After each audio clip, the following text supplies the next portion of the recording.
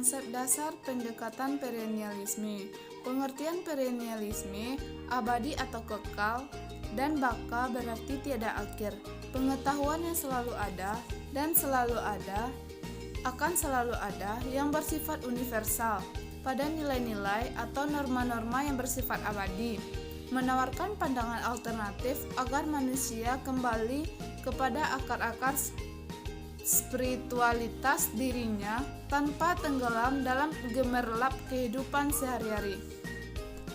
Pandangan para tokoh mengenai perennialisme. 1. Plato 427 sampai 347 sebelum Masehi, hidup pada zaman kebudayaan yang syarat dengan ketidakpastian, yaitu filsafat sofisme. Ukuran kebenaran dan ukuran moral sofisme adalah manusia secara pribadi, sehingga pada zaman itu tidak ada kepastian dalam moral, tidak ada kepastian dalam kebenaran, tergantung pada masing-masing individu. Plato berpandangan bahwa realitas yang hakiki itu tetap tidak berubah.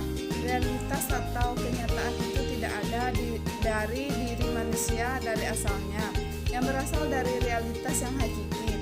Menurut Plato, dunia ideal bersumber dari ide mutlak, yaitu Tuhan, kebenaran, pengetahuan, dan nilai sudah ada sebelum manusia lahir, yang semuanya bersumber dari ide yang mutlak tadi. Manusia tidak mengusahakan dalam arti menciptakan kebenaran, pengetahuan, dan nilai moral, menciptakan kebenaran, pengetahuan, dan nilai moral, melainkan bagaimana manusia menemukan semuanya itu. 2. Aristoteles 348 sampai 322 sebelum Masehi adalah murid Plato. Namun dalam pemikirannya ia mereaksi terhadap filsafat gurunya, yaitu idealisme. Hasil pemikirannya disebut filsafat realisme atau realisme klasik. Cara berpikir Aristoteles berbeda dengan gurunya Plato yang menekankan rasional spekulatif. Aristoteles mengambil cara berpikir rasional empiris realitas. Ia mengajarkan cara berpikir atas prinsip realitas yang lebih dekat dengan alam kehidupan manusia sehari-hari. Aristoteles hidup pada abad keempat sebelum Masehi, namun ia dinyatakan sebagai pemikiran abad pertengahan. Yang ketiga, Thomas Aquinas. Thomas Aquinas mencoba mempertemukan suatu pertentangan yang muncul pada waktu itu, yaitu antara ajaran Kristen dengan filsafat. Sebetulnya dengan filsafat Aristoteles, sebab pada waktu itu yang dijadikan dasar pemikiran logis adalah Neoplatonisme dan Plotinus yang dikembangkan oleh Aquinas. Menurut Aquinas, tidak ada pertentangan antara filsafat, khususnya filsafat Aristoteles, dengan ajaran agama atau Kristen. Keduanya dapat berjalan dalam jalannya masing-masing. Thomas Aquinas secara terus-menerus dan tanpa ragu-ragu mendasarkan filsafatnya kepada filsafat Aristoteles. B. Konsep dasar perennialisme. 1. Hakikat pendidikan. Tentang pendidikan, kaum perennialisme memandang education al culture regression, pendidikan sebagai jalan kembali atau proses mengembalikan keadaan manusia sekarang seperti dalam masa lampau yang dianggap sebagai kebudayaan ideal. Tugas pendidikan adalah memberikan pengetahuan tentang nilai-nilai kebenaran yang pasti, absolut, dan abadi yang terdapat dalam kebudayaan masa lampau yang dipandang sebagai kebudayaan ideal tersebut. Filsafat pendidikan perennialisme mempunyai 4 prinsip dalam pembelajaran secara umum yang mesti dimiliki manusia, yaitu 1. Kebenaran yang bersifat universal dan tidak tergantung pada tempat, waktu, dan orang. 2. Pendidikan yang baik melibatkan pencarian pemahaman atas kebenaran. 3. Kebenaran dapat ditemukan dalam karya-karya agung. 4. Pendidikan adalah kegiatan liberal yang mengembangkan nalar. 2. Tujuan umum pendidikan. 1. Latihan intelektual secara cermat untuk melatih pikiran. 2. Tujuan umum pendidikan membantu anak menyikap dan menanamkan kebenaran-kebenaran hakiki.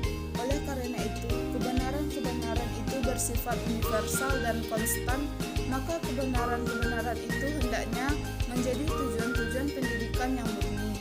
Kebenaran-kebenaran hakiki dapat dicapai dengan sebaik-baiknya. 3. 3. Hakikat guru. Tugas utama pendidikan adalah guru, di mana tugas pendidikan memberikan pendidikan dan pengajaran atau pengetahuan kepada anak didik. Faktor keberhasilan anak dalam akalnya adalah guru. Berikut pandangan perennialisme mengenai guru.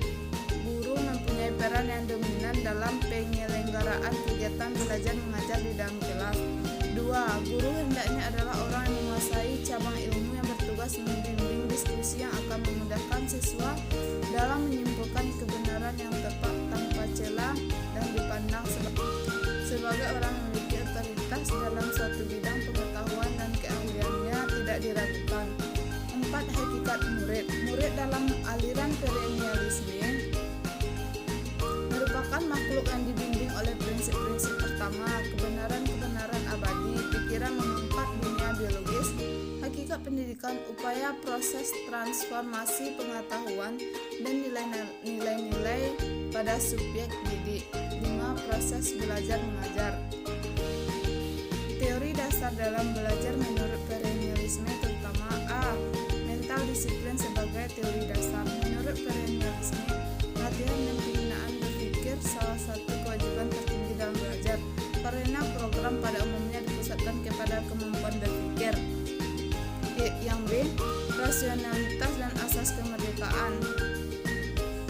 6. Kurikulum. Menurut kaum perennialisme, harus menekankan tumbuhan intelektual siswa pada seni dan sains untuk menjadi pelajar-pelajar secara kultural.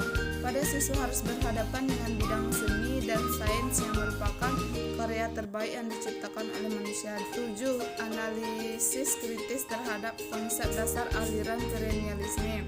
A. Kelebihan. 1. Perennialisme mengangkat kembali nilai-nilai atau prinsip-prinsip umum yang menjadi pandangan hidup yang kokoh pada zaman kuno dan abad pertengahan. Dalam pandangan perennialisme, pendidikan lebih banyak mengarahkan perhatiannya pada kebudayaan ideal yang telah teruji dan tangguh. 2. Kurikulum menekankan pada perkembangan intelektual pada seni dan sains.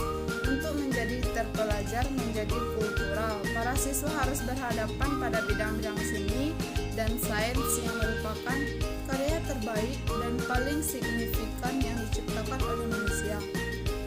B. Kelemahan. 1. Pengetahuan dianggap lebih penting dan kurang memperhatikan kegiatan sehari-hari. Pendidikan yang menganut paham ini menekankan pada kebenaran absolut, kebenaran universal yang tidak terkait pada tempat, waktu. Aliran ini lebih berorientasi ke masa lalu. 2. Perennialisme kurang menerima adanya perubahan-perubahan karena menurut mereka perubahan-perubahan banyak menimbulkan kekacauan, ketidakpastian, dan ketidakteraturan terutama dalam kehidupan moral, intelektual, dan sosiokultural.